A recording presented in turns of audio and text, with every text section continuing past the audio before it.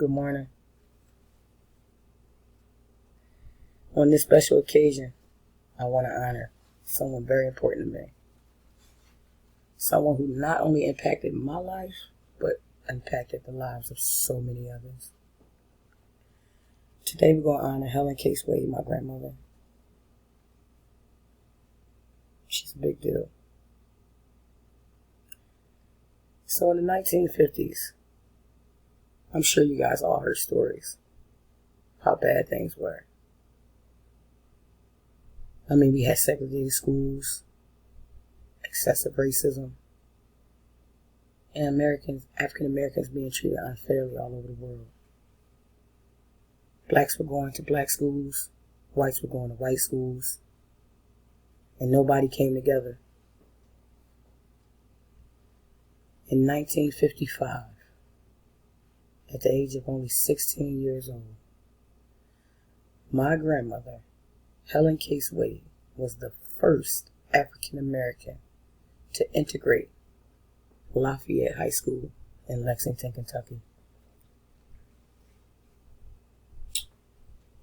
She did all of this during the controversy of Brown versus Board of Education, who declared segregating schools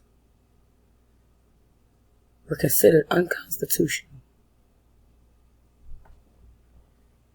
She asked could she attend that school, the school summer program, and her wish was granted. Now, it wasn't a pleasant ride for my grandmother attending the school and being the only African American woman in it. She was ignored. She was treated like said she never existed. She had 9 of her male relatives, have to walk her to and from school just to make sure she was safe. Her father and her family received limitless amounts of threats, harassing phone calls, to the point where her father was terminated from his construction job, forcing him to work in a whole nother city, and forcing my grandmother to only see her dad 2 weekends a month. She was fed up. She was annoyed. She said, "Dad, you know what? I'll quit. I'll stop going to Lafayette." He responded to her, "You will do no such a thing," because he had pride. He was comfortable in the skin he was in, and he instilled that in her. Now, she only attended the summer program at Lafayette High School, so she graduated from a different school. But my grandmother only wanted to become a teacher. And after she graduated, she did just that. She became a history teacher and was one of the first African American teachers on the staff.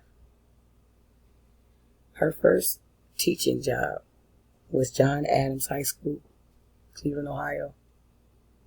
It was a predominantly white school and one of the largest high schools in Cleveland.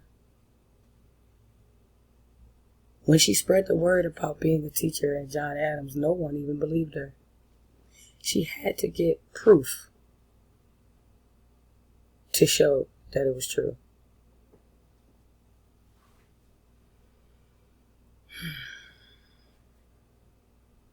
After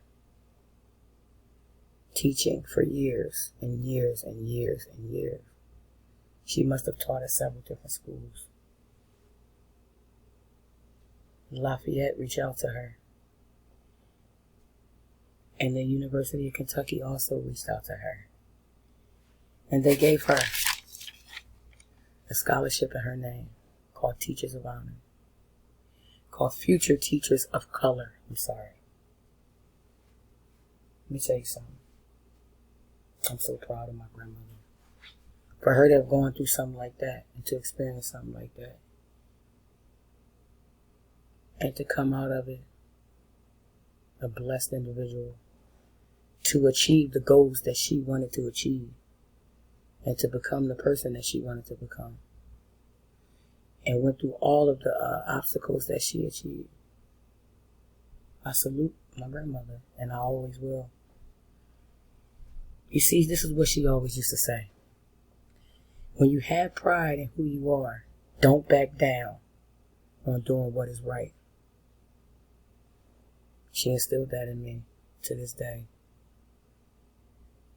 And I will forever honor my grandmother in her name. She's amazing. Now the scholarship has a few years to accumulate up to $50,000, and I think they've raised about $5,000 to $6,000. So if my story impacted you, go donate. Donate to that scholarship, because my grandmother paved the way for a lot of African Americans. You better believe it.